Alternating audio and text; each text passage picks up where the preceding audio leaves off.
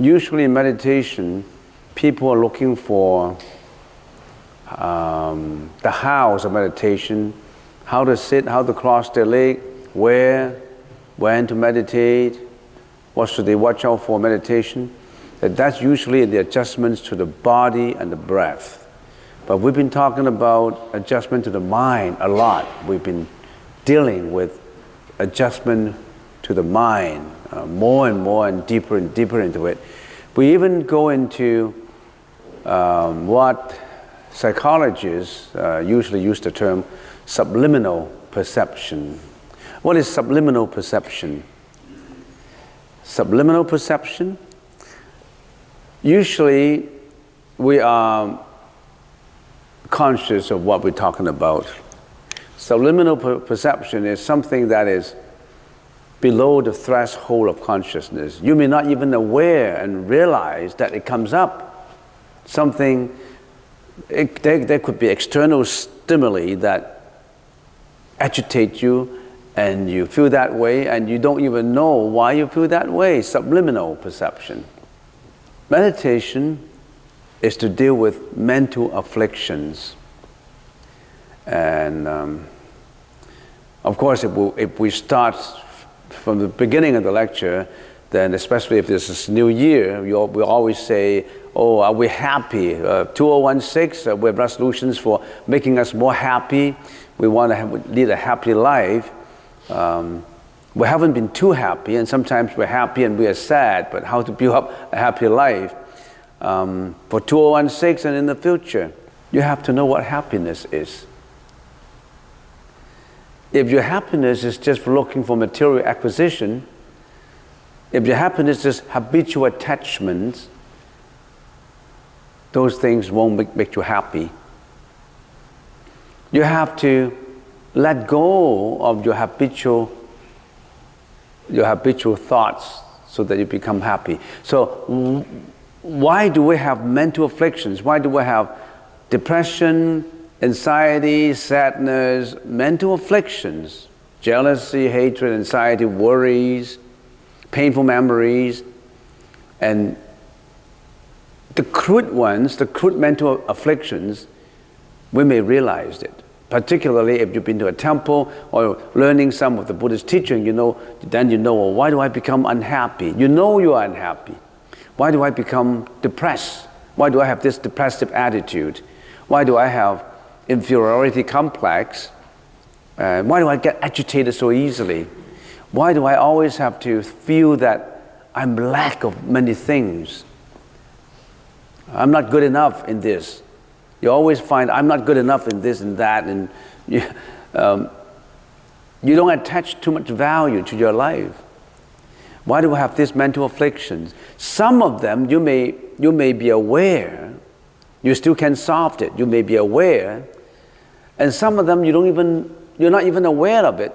The crude ones you're aware, the subliminal ones you don't aware.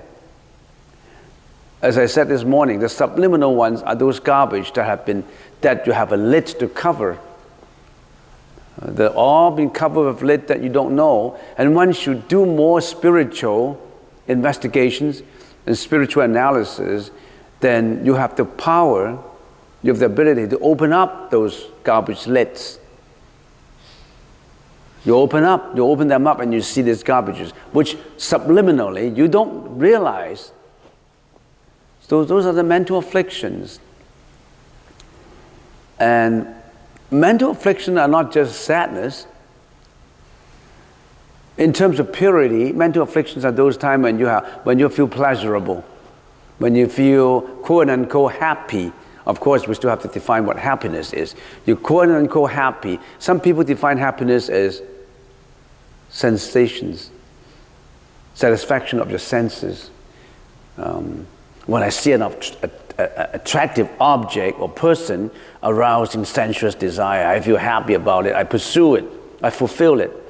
And when you hear something that is insulting to you, your anger arises. And when you smell some good fragrance, then you feel joyful, pleasurable. And when your tongue is tasting a hamburger, a steak, sirloin steak, pork chop, or lobsters, You didn't know that you've been slaughtering animals, supporting slaughtering animals for food. You just taste the flesh and blood. You feel like it, and you feel that's pleasurable. So different people have different definition of happiness, and of course we have to investigate more into it. But now, right now, we're talking about meditation. Why do we have mental afflictions? Why do these mental afflictions come up? Because we cannot let go. Our senses habitually attach to external objects, arousing concurrent mental functions. These concurrent mental functions, as we said, 26 of them are bad, unwholesome, and only 11 are good ones. And there's more than double of the bad ones and than the wholesome ones. And we want to get rid of these mental afflictions. How to meditate? Put it very, very simply. 2 things. Present moment awareness. No perpetuation of habitual attachment. Present moment awareness. You have to be mindful of your present moment. Your present moment, you have to be mindful of your thought. You live in the present moment. And why do you have to live in the present moment? Because you don't want to go back to past memories. Abusive past, happy past, they're all gone. And you don't want to overwhelm yourself with those past. And you don't want to worry about the future. So your present moment, you want to stay calm and tranquil and peaceful. So present moment awareness. Present moment awareness is a high sounding, seems to be a psychological, spiritual term. How do we say it? It would say, okay, meditation is present moment awareness. What do you mean by that? Do I say, okay, I'm meditating, I'm present moment awareness, I'm aware of everything? I want to be specific and concrete. How do you realize your present moment awareness? You focus your breath. We use the breath. There's nothing more present than the breath. You focus on your breath. The most important vitality process is your breath. You make use of this method to realize your present moment awareness. You direct your focus on the breath so that you don't think about the past, the future. You don't think about anything else except to focus on the breath.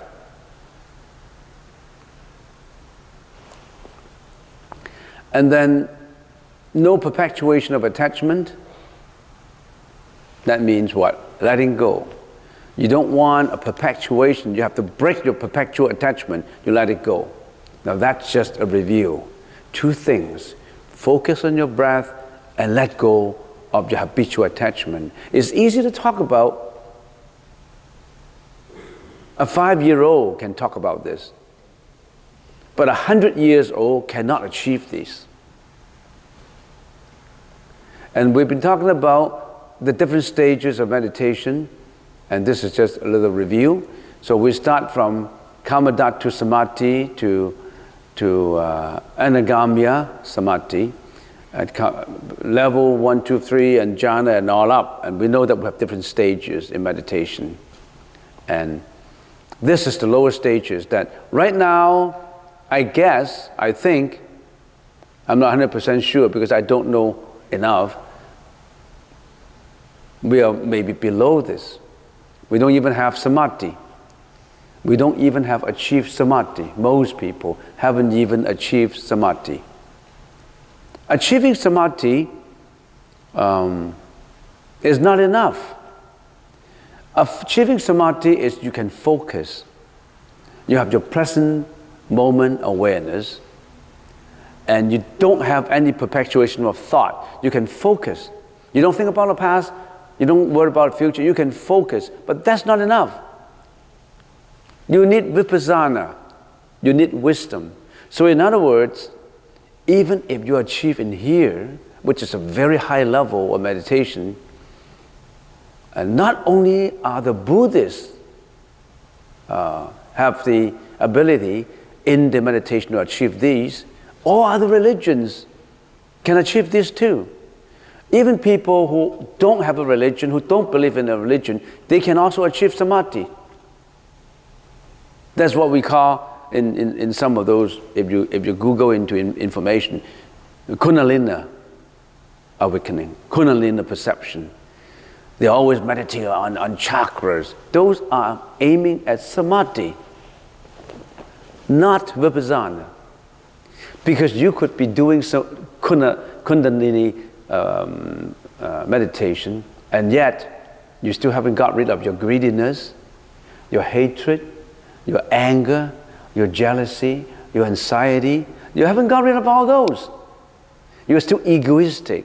You're still protecting your self-interest in every situation. You don't know about it. You only have samadhi. That's the first thing to learn, samadhi. If you don't even have samadhi, then you don't have present moment awareness. You can't break a perpetuation of thought. You can't go anywhere. You don't even have samadhi. But you must know the Buddhist teaching, the vipassana, in order to get deeper.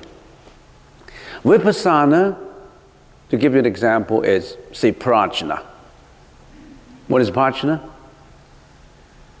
The recognition of sunyata, the recognition of causation, the recognition of suffering, the recognition of asvabhava. There's no self in everything.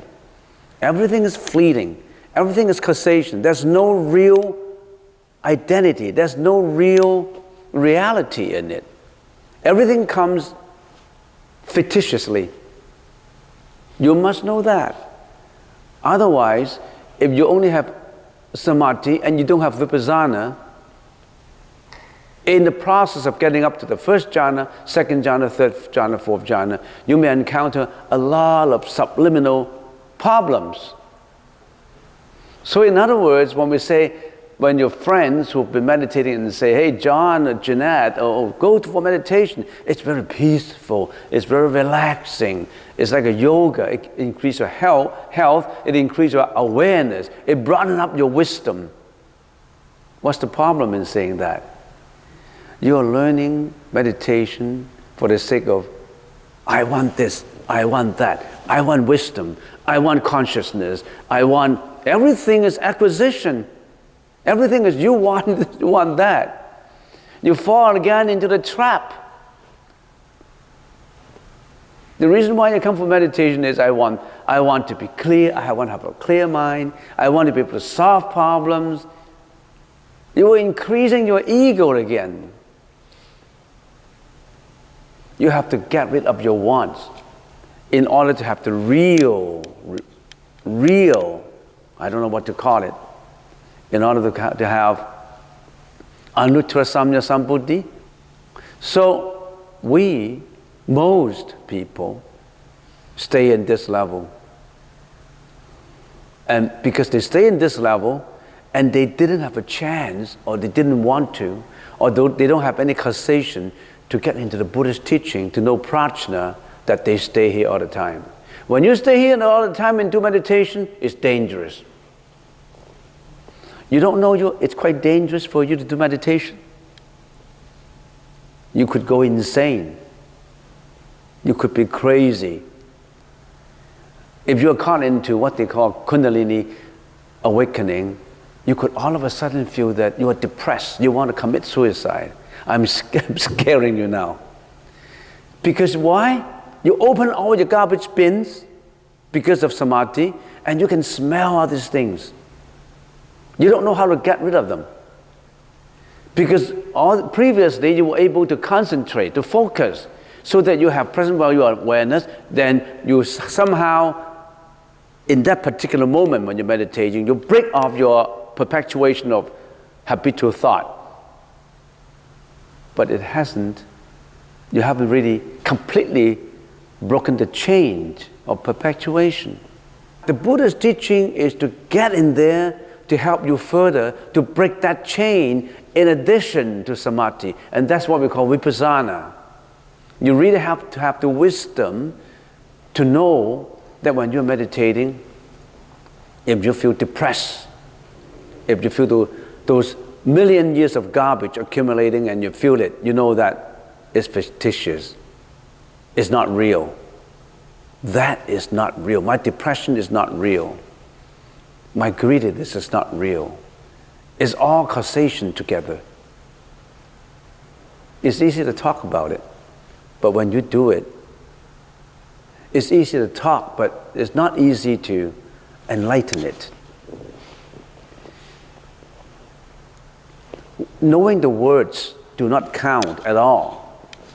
You read millions of books of Buddhism, but you haven't really you haven't really gotten into reality of it. You haven't really experienced it. We have people who have a golden tongue to talk about various things, very eloquent. He can articulate, talk about many things. He's not enlightened. He's only a good talker. He got them from books and tapes and videos.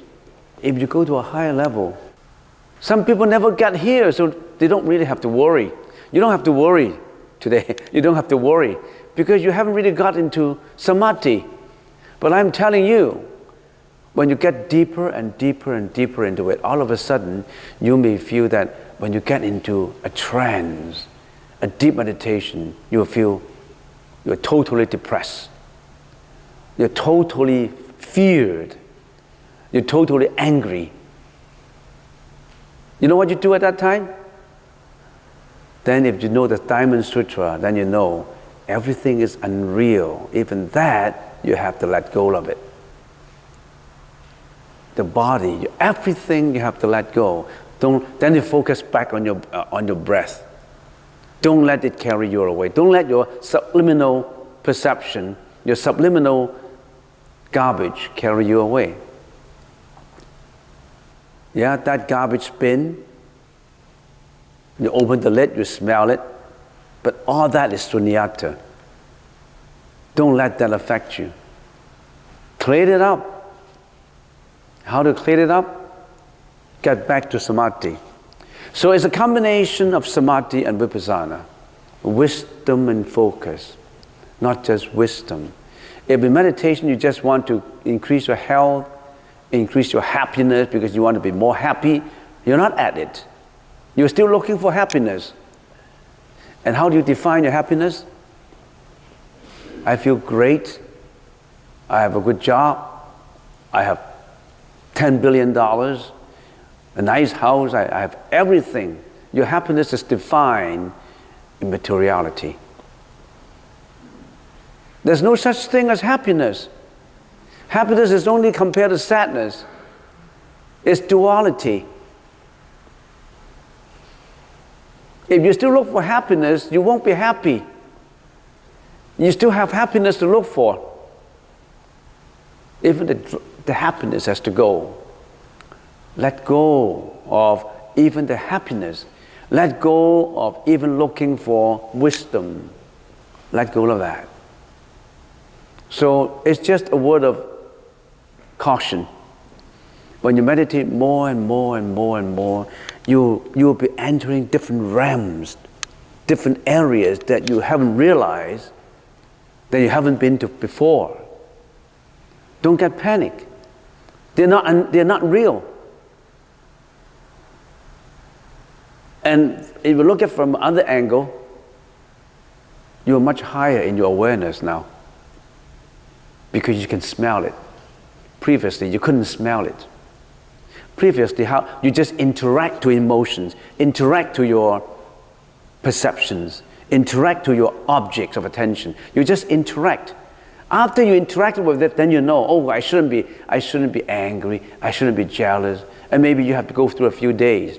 Or maybe you have to go to an emergency hospital and get medication all of a sudden to calm down your craziness. Because your families don't know what to do. All of a sudden after meditation, you go crazy because you feel depressed. Then they rush you to the hospital and give him medication, and the doctor said he's suffering from depression. He has to be medicated. You don't need it. You just have to get rid of it. When you're meditating and meditating and meditating, right now we're looking at the sunny side of meditation. What are the sunny side? The rainy, stormy side of meditation. Don't think that meditation is just sunny. If I have the time to meditate, everything will be so sunny. You know what? How much the Buddha has gone through? The Buddha has gone through 8 years of hardship, of ascetic hardship, troubles and hardships, storms. And later, he enlightened, but still, he is still confronted before dawn, before enlightenment, with a lot of internal devils, lust, millions of years of lust accumulated, millions of years of anger, millions of years of competitive spirit. He still have to fight. Even the Buddha, in the last moment, he had to fight through this storm. And you think that you only meditate and peacefully and you're at it? No. You haven't gone through the stormy weather. You are still standing at the door. You haven't come in. Now let's just consider the sunny side of meditation so that you will be attracted to do meditation. When you're meditating, you have directed thought. That means, it means that you keep directing your thoughts to the breath. You're listening to the initial vibration. My example to you is somebody hit the gong, dong. You hear the initial vibration of the gong. It's so pleasurable. It's so joyful. Dong vibration. Directed thought is you just experience initial sound, giving you that example. And then giving you an example of a bird flying, the bird just stretches its wings and starts to fly. He hasn't flied, the bird hasn't flied as yet. So that's the directed thought. So your guru, your teacher tells you, okay, direct your attention to the focus. And you did that. I'm assuming that you are successful in directing your thoughts to the breath. How many people are successful in doing that? Not many. You always wander away. We're assuming that you are 100% focusing on your breath. You may be just 10%, 15%, 20%, but I'm assuming 100% on your breath. You have directed thought. You have directed thought, and then what do? Then there's evaluation. It covers several activities. You can sustain your focus for a long time. Yet at the same time, you evaluate your focus. Oh, do I do it right? Oh, it's good. I've been focusing for half hour. It's good. I feel pleasurable. It's good. I feel peaceful, tranquil. You're evaluating. You have your own evaluating procedure. No, I couldn't do a good meditation now. Oh, I was troubled by my husband yesterday, by my in-laws, by something that comes up. I couldn't do a good meditation. You've been evaluate your meditation. And it also contains pleasure. Breath energy permeates into all parts of the body, increasing awareness. You're increasing your awareness, your perceptibility, your awareness, everything increase. You're at a higher, you may think that you have a transformation, but you haven't got a transformation as yet. You think, I'm transformed, I feel different now. So pleasure, so joyful. That's evaluation. So if you are successful in focusing your breath and letting go, assuming you're successful, you have these two feelings. Have you been successful in those two? Then you have these feelings. These feelings are pleasurable. You feel so joyful. You don't want to leave. You feel you don't want to sell it for $1 million because you're so happy with what you're doing now. The sensation is, I don't want to get up from my seat. I want to meditate for millions of years because I am all wrapped up with joy. Have you got that feeling? If you haven't, you're not even in. You're not even successful in vichara. You're not even successful in vitakka. Assuming you're successful in this too. How many people will be successful? Well, as a layman, maybe 1 out of 1,000,000. Because how can you direct your thought, completely successfully evaluate your breath, focus and pleasurable, if you have a family? If you still have a sexual misconduct, if you still lie, if you still steal, if you still drink intoxication, if you're still, I don't know, if you're still greedy. It's not easy for a layman who has a family to arrive at the ultimate goal of these two. That's the reason why the Mahayana Buddhism says layman, it's not easy for you in this lifetime to attain enlightenment. Go to Amitabha's Pure Land first. Go there after your death, after you died.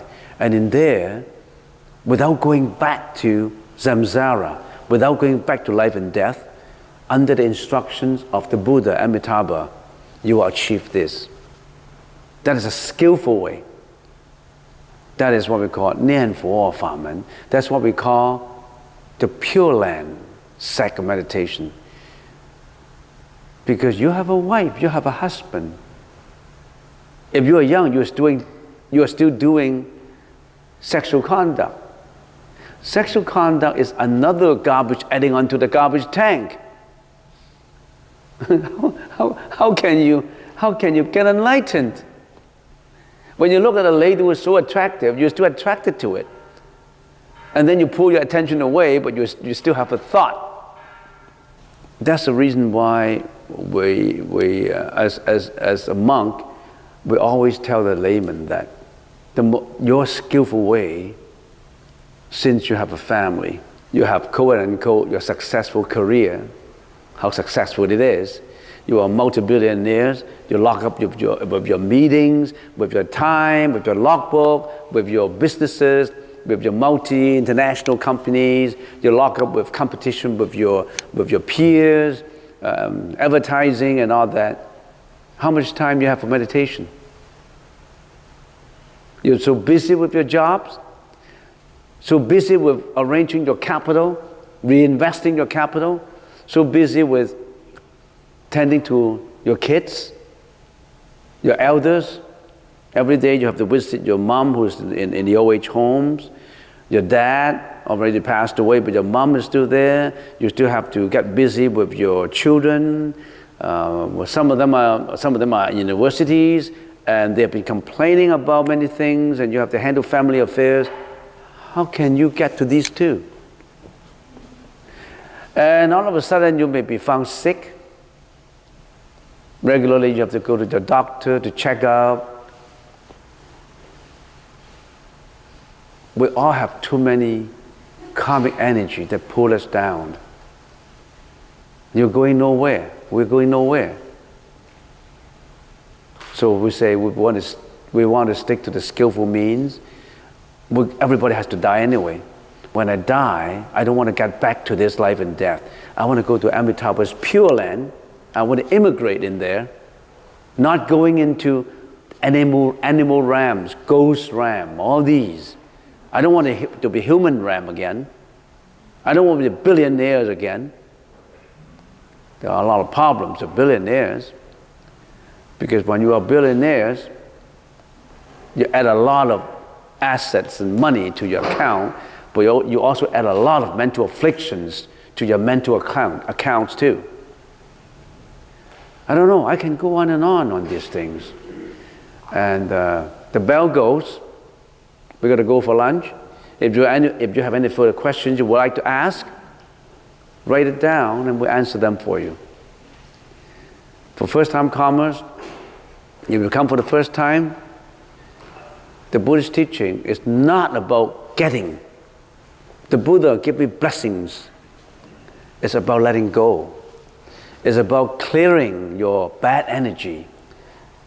It's about letting go of your habitual thought and leading a life that is free of mental afflictions. When you are free of mental afflictions, you are happy. You don't have to look for them. When you get rid of the garbage, you're free from garbage, but you've been accumulating them. You don't have to get more garbage. You get more money, you get all this money into the garbage. You get all the money, if we give an example, temporarily, worldly, you get all the money, you get all this material, food and everything, you consume them, you excrete them, or you buy a lot of furnitures and they get old, you dump them. You're creating garbage. The more money you have, the more garbage you create, your mental garbage. It won't make you happy. Get rid of it's getting rid of If you get rid of them, you're okay. You don't have to look for it. The more you look for it, you're in the wrong track. This morning, if you come to a temple, you have a new resolution for 2016 and you want to look for happiness. No. Letting go of your unhappiness. When you let go of your unhappiness, you're happy. You have a lot of unhappiness. You don't realize it. On the surface, you may realize it, but subliminally, it's below the threshold of your consciousness. You may not even notice them.